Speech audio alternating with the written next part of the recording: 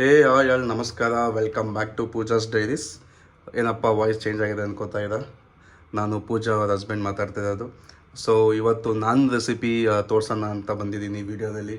So ಇಲ್ಲಿ France ಇದೆ ಅಂತ ಗೊತ್ತಾಗಿದ್ದ ತಕ್ಷಣ ಆಟೋಮೆಟಿಕ್ ನಿಮ್ಗೆ ಗೊತ್ತು ಪ್ರಾನ್ಸ್ ಏನೋ ರೆಸಿಪಿ ಮಾಡ್ತಾಯಿದ್ದೀನಿ ಅಂತ. ಎಸ್, ಇವತ್ತು ಪ್ರಾನ್ಸ್ ತವಾ ಫ್ರೈ ಮಾಡ್ತಾ ಇದ್ದೀನಿ. ತವಾದಲ್ಲೂ ಮಾಡ್ಬೋದು, ಇಲ್ಲ ಪ್ಯಾನಲ್ಲೂ ಮಾಡ್ಬೋದು. ಸೊ ಮನೇಲಿ ಏನಿದೆಯೋ ಆ ಒಂದು ತವಾ ಅಥವಾ ಪ್ಯಾನಲ್ಲಿ ಮಾಡ್ಬೋದು. ಸೊ ಸಿಂಪಲ್ ಅಂತಾರೆ ಐಟಮ್ಸ್ ಇದು, ಅಂದರೆ ಬೇಗನೆ ಮಾಡುವಂಥ dish. May be hardly within 30 minutes ಮಾಡುವಂಥದ್ದು. ಓನ್ಲಿ ಟೈಮ್ ಮ್ಯಾರಿನೇಟಿಂಗ್ ಮಾತ್ರ ಟೈಮ್ ತಗೊಳುತ್ತೆ.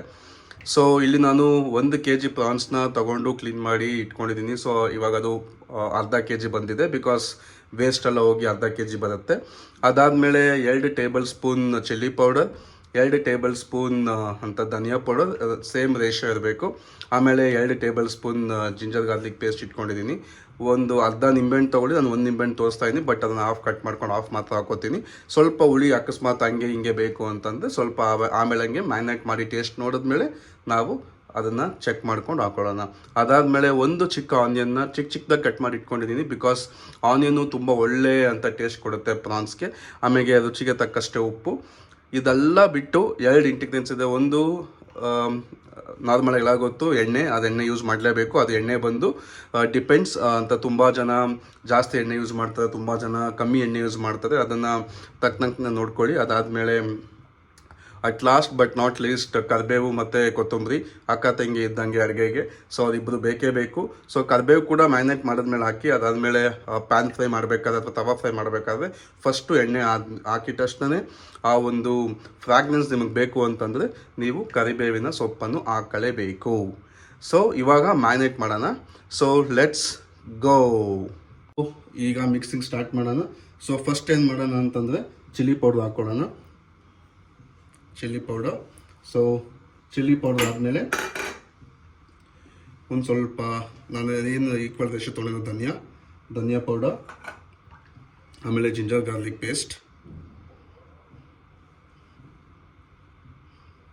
ಸೊ ಪೇಸ್ಟ್ ಆದಮೇಲೆ 1 ಟೇಬಲ್ ಸ್ಪೂನು ಬೇಡ, 1 ಟೀ ಸ್ಪೂನ್ ಅಷ್ಟೇ ಅಂತಾರೆ ಉಪ್ಪು ಹಾಕ್ಕೊಳ್ಳಿ.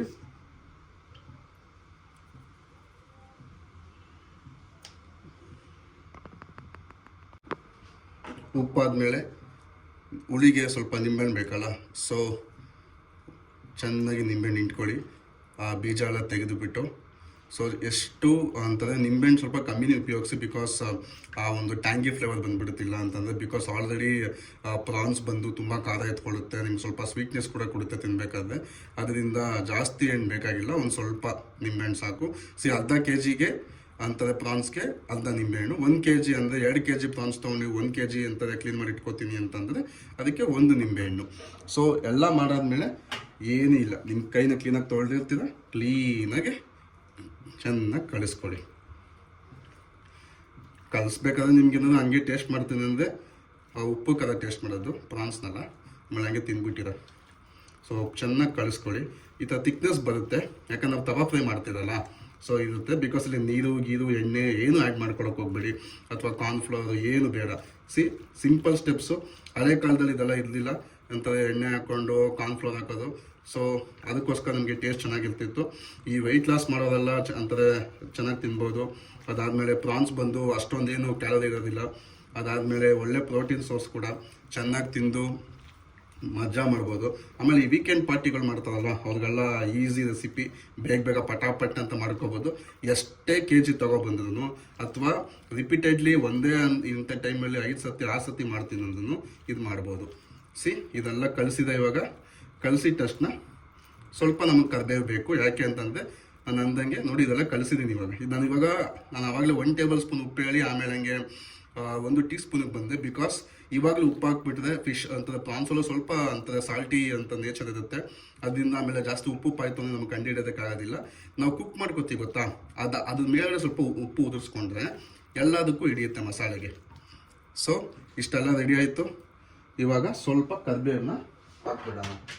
ಸೊ ಕರಿಬೇವನ್ನ ಹಾಕೋದು ಹೆಂಗೆ ಅಂತಂದರೆ ಎಷ್ಟು ಕೈಗೆ ಸಿಗುತ್ತೋ ಅಷ್ಟು ಫುಲ್ ಹಾಕ್ಬಿಟ್ಟು ಜಸ್ಟ್ ಹಿಂಗೆ ಮ್ಯಾರಿನೇಟ್ ಮಾಡಿ ಇಟ್ಬಿಟ್ಟು ಕ್ಲೋಸ್ ಮಾಡಿ ಇಟ್ಬಿಡಿ.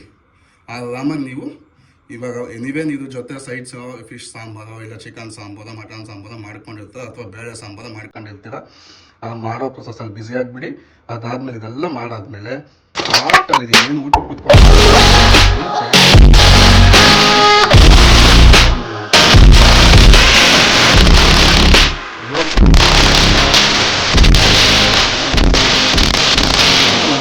ಮ್ಯಾರಿನೇಟ್ ಮಾಡ್ತಾ ಇದ್ದೀನಿ. ಒಂದು ಅರ್ಧ ಗಂಟೆ ಅಥವಾ 1 ಅವರ್ ವೆಯ್ಟ್ ಮಾಡೋಣ.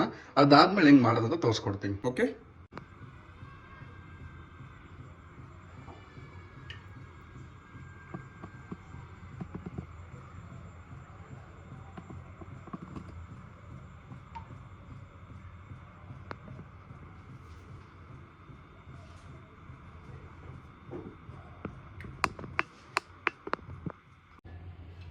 ಸೊ ನಾವಿವಾಗ 1 ಅವರು ಪ್ರಾನ್ಸ್ನ ಮ್ಯಾರಿನೇಟ್ ಮಾಡಿ ಹಂಗೆ ಬಿಟ್ಟಿದ್ವಿ.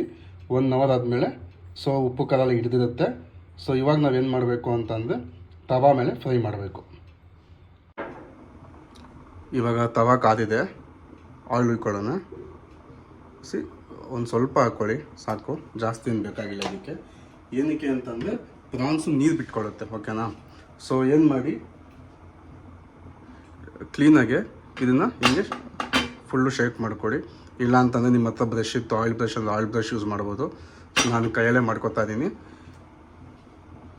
ಸೊ ಇವಾಗ ಕಟ್ ಮಾಡಿ ಇಟ್ಕೊಂಡಿರೋಂಥ ಆನಿಯನ್ ಇರುತ್ತಲ್ಲ ಅದನ್ನು ಸ್ವಲ್ಪ ಹಿಂಗೆ ಹಾಕ್ಕೊಳ್ಳಿ. ಒಂದು ಅರ್ಧ ಲಾಸ್ಟಲ್ಲಿ ಹಾಕ್ಕೋಬೇಕು ನಾವು. ಓಕೆನಾ? ಬಿಕಾಸ್ ಆ ಒಂದು ತಿನ್ನಬೇಕಾದ್ರೆ ಬಾಯಲ್ಲಿ ಸಿಗಬೇಕು ಆನಿಯನ್ಸು. ಇವಾಗ ಏನಾಗ್ಬಿಡುತ್ತೆ, ಆನಿಯನ್ ಫುಲ್ ಫ್ರೈ ಆಗಿಬಿಡುತ್ತೆ. ಫ್ರೈ ಆದಾಗ ನಮಗೆ ಆ ಟೇಸ್ಟ್ ಕೊಡೋದಿಲ್ಲ. ಅದಕ್ಕೋಸ್ಕರ ಮತ್ತು ಸ್ವಲ್ಪ ಕರಿಬೇವಿನ ಸೊಪ್ಪು, ಯಾಕೆ ಅಂತಂದರೆ ಆ ಫ್ರಾಗ್ನೆನ್ಸ್ ಕೊಡಬೇಕು ನಮಗೆ ಅಂತ. ಇವಾಗ ಏನು ಮಾಡಿ ಸ್ವಲ್ಪ ಮೀಡಿಯಮಲ್ಲಿ ಇಟ್ಕೊಂಡು ಚೆನ್ನಾಗಿ ಅದನ್ನು ರೋಸ್ಟ್ ಮಾಡಿಕೊಡಿ. ಅಂದರೆ ಸ್ವಲ್ಪ ಉರಿಬೇಕಿದು. ಅಂದರೆ ಏನು ಅಂತಂದರೆ ಆ ಕರಿಬೇವು ಸೊಪ್ಪು ಬಂದು ಆ ಒಂದು ಫ್ರಾಗ್ನೆನ್ಸ್ ಬಿಡಬೇಕಾದ್ರೆ ನಿಮಗೆ ಅದು ಗೊತ್ತಾಗ್ಬಿಡುತ್ತೆ. ತವಾದಲ್ಲಿ ಬೇಯಬೇಕಾದ್ರೆ ಒಂಥರ ಫ್ರಾಗ್ನೆನ್ಸ್ ಬರುತ್ತೆ. ಆ ಫ್ರಾಗ್ನೆನ್ಸ್ ಬಂದಾಗ ಏನು ಮಾಡಬೇಕು, ಅಷ್ಟು ಪ್ರಾನ್ಸ್ ನಾವೇನು ಅಂತಂದರೆ ಮಸಾಲೆ ಹಾಕಿ ರೆಡಿ ಮಾಡಿ ಇಟ್ಕೊಂಡಿದ್ವಲ್ಲ ಅದನ್ನೆಲ್ಲ ಹಾಕಿ ನೆಕ್ಸ್ಟ್ ನಮ್ಮ ಪ್ರೋಸೆಸ್ನ ಸ್ಟಾರ್ಟ್ ಮಾಡ್ಕೋಬೇಕು. ಇದು ಅರ್ಧ ಕ್ಲೀನಾಗಿ ಬೆಂದಿದೆ. ಇವಾಗ ನಾವು ಹಾಕ್ಕೊಂಡಿರೋವಂಥ ಪ್ರಾನ್ಸ್ ಅಂದರೆ ಮಸಾಲೆ ಹಾಕ್ಕೊಂಡು ರೆಡಿ ಇಟ್ಕೊಂಡಿರೋಂಥ ಪ್ರಾನ್ಸ್ನ ಹಾಕ್ಕೊಳ್ಳಿ. ಹಿಂಗೆ ಇಲ್ಲಿರೋ ಮಸಾಲೆನೂ ಸ್ವಲ್ಪ ತೆಗೆದು ಹಾಕ್ಕೊಳ್ಳಿ, ಬಿಕಾಸ್ ಮಸಾಲೆ ಬೇಕು ನಮಗೆ. ಇವಾಗ ಎಲ್ಲ ಮಿಕ್ಸ್ ಮಾಡ್ಕೊಳ್ಳೋಣ. ಜಸ್ಟ್ ಏನಂದರೆ ಆನಿಯನ್ಸು ಮೇಲೆ ಬರಲಿ, ಆ ಫ್ರಾಗ್ನೆನ್ಸ್ ಹೋಗಲಿ ಅಂತ ಅಷ್ಟೇನೇನಿಲ್ಲ. ನೋಡಿ, ನೀವು ಅನ್ಕೋಬೋದು ಏನಪ್ಪ 1 kg ಪ್ರಾನ್ಸ್ ತಗೊಂಡ್ರೂ ನಮ್ಗೆ ಇಷ್ಟೇ ಬರೋದು ಅಂತ. ಬಟ್ ಏನೂ ಮಾಡೋಕ್ಕಾಗಲ್ಲ, ಪ್ರಾನ್ಸ್ದು ನೇಚರು ಹಂಗೆ. ಚೆನ್ನಾಗಿ ಥರ ರೋಸ್ಟ್ ಮಾಡ್ಕೊಳ್ಳಿ. ಅದು ನೀರು ಬಿಡುತ್ತೆ ನಿಮಗೆ. ಓಕೆನಾ? ಆ ನೀರು ಬಿಟ್ಟಾಗ ಚೆನ್ನಾಗಿ ಬೇಯ್ತಾ ಇದೆ, ನೀವು ನೋಡ್ಬೋದು. ಅದು ಒಂಥರ ಚಿಕ್ಕದಾಗುತ್ತೆ, ಅಂದರೆ ನಾವು ಕನ್ನಡದಲ್ಲಿ ಅಂತಾರೆ ಸುಂಟ್ಕೊಳ್ಳುತ್ತೆ ಅಂತ ಹೇಳ್ತೀವಲ್ಲ, ಆ ಥರ ಆಗುತ್ತೆ ನೋಡಿ. ಆ ಮಸಾಲೆ ಎಲ್ಲ ನಿಮ್ಗೊಂದು ಸ್ವಲ್ಪ ಗ್ರೇವಿ ಥರ ಕಾಣಿಸುತ್ತೆ, ಬಟ್ ಅಲ್ಲ, ನಾವು ಡ್ರೈ ಮಾಡೋದ್ರಿಂದ ಲಾಸ್ಟ್ವರೆಗೂ ಒಂಥರ ಫ್ರೈ ಮಾಡ್ಕೋತೀವಿ. ನಿಮಗೆ ಇದೇ ಥರ ಎಂಥದ್ದು ಫ್ರೈ ಅಂದರೆ ಫಾರ್ ಎಕ್ಸಾಂಪಲ್ ಪ್ರಾನ್ಸಲ್ಲಿ ನಿಮಗೆ ಪೆಪ್ಪರ್ ಡ್ರೈ ಬೇಕಾ, ಅಕಸ್ಮಾತು ಗೀ ರೋಸ್ಟ್ ಬೇಕಾ, ಆಮೇಲೆ ಹಂಗೆ ಪ್ರಾನ್ಸ್ ಮಸಾಲ ಅಂದರೆ ಸ್ವಲ್ಪ ಗೊಜ್ಜಿರೋ ಅಂಥದ್ದು ಚಪಾತಿಗೆ ದೋಸೆಗೆ ಅಂಥದ್ದು ಬೇಕಾ ಅಂತ ನನಗೆ ನೀವು ಕಮೆಂಟ್ ಮೂಲಕ ತಿಳಿಸಿದ್ರೆ ನಾನು ಅದನ್ನು ಅಪ್ಕಮಿಂಗ್ ಅಂಥದ್ದು ವೀಡಿಯೋದಲ್ಲಿ ತೋರಿಸ್ಕೊಡ್ತೀನಿ ಹೆಂಗೆ ಅಂತ. ಅದನ್ನ ಫ್ರೈ ಆಗ್ತಾಯಿದೆ, ಹಂಗೆ ಒಂದು 5-10 ನಿಮಿಷ ಫ್ರೈ ಮಾಡ್ತಾನೆ ಇರಿ. ಅಂತರ ಕೈ ಆಡಿಸ್ತಾ ಇರಬೇಕು, ಇಲ್ಲ ಅಂತಂದರೆ ಕೆಳಗಡೆ ಹಿಡಿಯುತ್ತೆ. ಸೊ ನಮ್ಮ ಚಾನಲ್ನ ಯಾರು ಸಬ್ಸ್ಕ್ರೈಬ್ ಮಾಡಿಲ್ವೋ ಪ್ಲೀಸ್ ಸಬ್ಸ್ಕ್ರೈಬ್ ಮಾಡಿ, ಲೈಕ್ ಕೊಡಿ, ಆಮೇಲೆ ನಿಮ್ಮ ಫ್ರೆಂಡ್ಸ್ ಹತ್ರ ಶೇರ್ ಮಾಡಿ. ರೆಸಿಪೀಸ್ ಬರ್ತಿರುತ್ತೆ, ವ್ಲಾಗ್ಸ್ ಬರ್ತಿರುತ್ತೆ. ನನ್ನ ವೈಫ್ದು ಅಂತಾರೆ ಒಂದು ಚಿಕ್ಕ ಅಂತಾರೆ ಸ್ಟಾರ್ಟಪ್ ಥರ ಮಾಡ್ಕೊಂಡು ಹೇಳಿದ್ದನ್ನು. ಸೊ ನಾನು ಅದಕ್ಕೆ ಎನ್ಕರೇಜ್ ಮಾಡಬೇಕು ಅಂದ್ಕೋತಾ ಇದ್ದೀನಿ.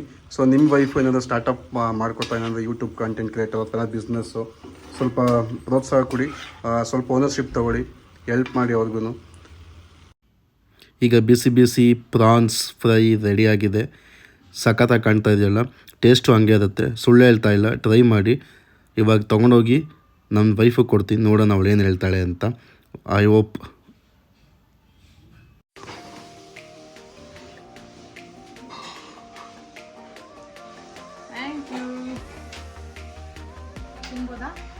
ತಿನ್ನು.